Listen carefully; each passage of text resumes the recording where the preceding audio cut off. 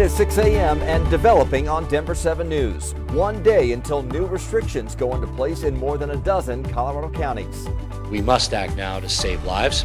We must act now to avoid a shutdown or lockdown. Elementary school students have the green light to return in person, but some districts say they're not ready. Denver Public Schools hopping on that wagon. Coming up, why the district believes this is the best way forward. Plus, no one wants to hear this, but you should be thinking hard about your Thanksgiving Day plans. Right now, we are in a absolutely dangerous situation. This is not crying wolf. Come down to a last-second decision for many families this Thanksgiving. Testing and new restrictions are a big reason for that. Good Thursday morning to you. Thanks for joining us. I'm Brian Sanders. And I'm Molly Hendrickson. We want to start with meteorologist Lisa Hidalgo at her home weather center. Lisa, one last nice day before a little bit of a cool down.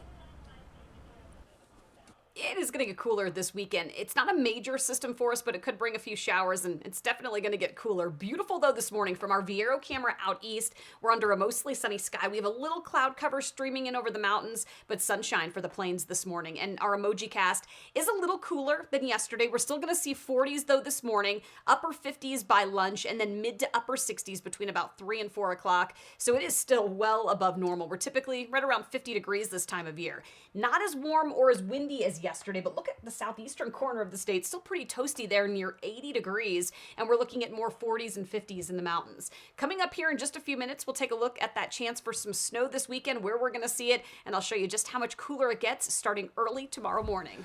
Unfortunately, we have our first crash of the morning. It's up on the north side of town on the southbound side of I-25 right here at 84th Avenue. You can already start to see traffic backing up to the Thornton Parkway. From the camera there, we can see it's the left side of the highway. It's blocked up. So it was mostly in the left lane, but they've also closed down the express lane. So all those folks are trying to get over 2 lanes over here to the right side and try to get through this crash scene. So if you get on from 84th Avenue, which is right here, you're sailing into downtown Denver. It's just getting to that point. That's the trouble spot. So you can see that we do have a 20-minute travel time right now, and that's going to grow as that crash remains on the freeway. The rest of the drive doesn't look too bad. I-70, 270 south side. The big problem right now is up there to that north side of town. We have reached another grim milestone nationwide in our battle against the coronavirus. The nation's death toll has now surpassed 250,000 people. Across the nation, we've averaged 160,000 new cases per day over the past week. You see the spike on this graph. Hospitalizations also remain at an all-time high. Meanwhile, here in Colorado, we've averaged more than 4,000 new cases over the past week. Yesterday, another 4,600 cases were added to our statewide total. Just under 1,600 hospital beds are now being used by patients with or suspected of having COVID-19. 86% of our ICU beds are in use, and that's the highest number since the pandemic began. Hope remains, though, on the vaccine front. Pfizer is expected to apply for emergency authorization from the FDA tomorrow. Hospital workers and high-risk patients will be the first to receive the vaccine. We know so many people are trying to make ends meet. Businesses and restaurants in these counties in red, and you can see there are a lot of them, are developing plans to rebound from another round of restrictions. Tomorrow, indoor dining will end and capacity limits will be put in place on businesses and gyms.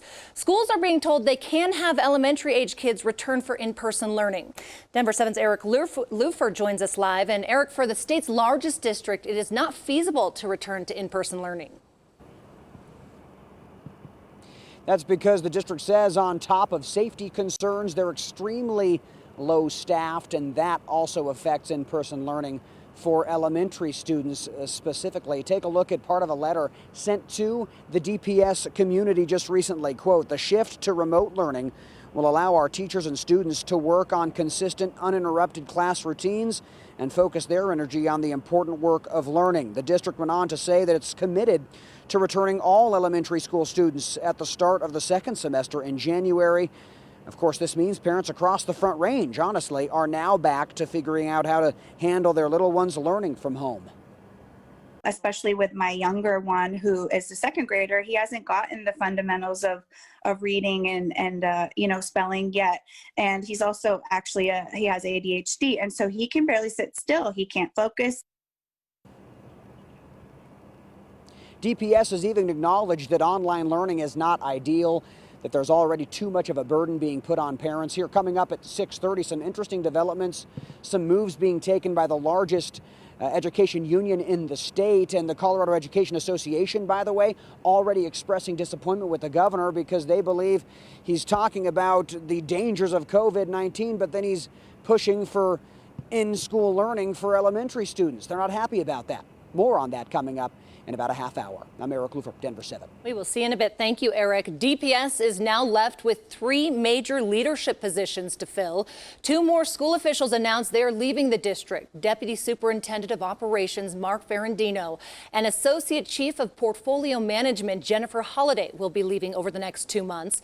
Just last week, Superintendent Susana Cordova announced she is leaving as well. One industry that has found it incredibly difficult to rebound from the pandemic is entertainment. Comedy Works has 2 locations, one in Greenwood Village, one in downtown Denver. And with tomorrow's new restrictions, both locations will have to shut down for a second time this year. But owner Wendy Curtis is trying to remain positive about a rebound. There's a tremendous amount of sadness, but I know it's going to come back. Curtis is determined to keep her businesses open. So far, she's pushed back performances, hoping she can reopen for shows as soon as possible. Well, many of us are now wondering whether we should continue on with Thanksgiving plans. No matter what route you go, it's going to be a tough decision. Denver 7's Micah Smith joins us live this morning. And Micah, we're past the point of receiving reliable COVID test results. We are, Molly, unfortunately. If you were planning to go visit friends or loved ones and you thought, oh, I'll get a test maybe a day or so before I leave just to confirm that I'm safe to be around other people, you may want to rethink that. According to researchers, if you get infected, say, yesterday and you were planning to take a test today, it is highly unlikely that a test can detect COVID-19 within that time frame. Researchers say there's a 4-day time frame in which symptoms don't show up and the virus hasn't replicated itself enough in your body for it to be detectable. A recent study found that during the 4 days that you're infected but symptoms haven't shown up yet, there's a 100% chance that your test results will come back negative if that test was done on day 1 of infection. On the 4th day, the false negative test rate dropped to 20%. And even if you were planning to quarantine days before traveling as an extra precaution, as we heard from Governor Polis a little earlier this week, if you haven't started that quarantine yet, it's too late. The safest thing that we can do is celebrate with our own household, incorporate others virtually. There's some that are already quarantining so that they can have a safer Thanksgiving with others, but it is now too late to begin that quarantine for yourself for Thanksgiving. You really would have needed to start that a few days ago. According to the CDC, the safest way to celebrate Thanksgiving with loved ones that live far away is virtually, whether that be through Zoom or FaceTime, especially if those family members or loved ones are a part of our most vulnerable populations. Reporting live, Micah Smith, Denver 7. And another reason health officials are just encouraging people to celebrate with people in their own households this year. Thank you, Micah. If you are headed home, no matter what, just know DIA is doing what it can to keep you safe. Social distancing is in place, meaning security lines will look longer. TSA agents are wearing personal protective equipment. You are allowed a 12-ounce bottle of hand sanitizer, larger than normal requirements.